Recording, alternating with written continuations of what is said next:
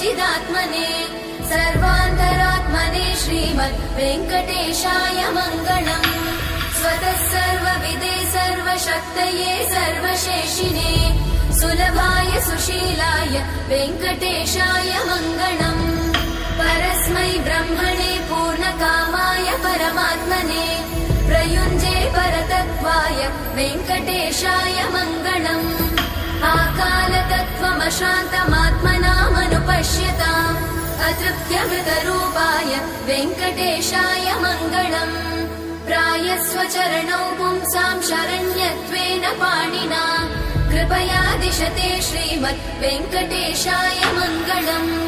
दयामृततरङ्गिण्यास्तरङ्गैरिव शीतलै अपाङ्गै सिञ्चते विश्वं वेङ्कटेशाय मङ्गलम्। स्रग्भूषाम्ब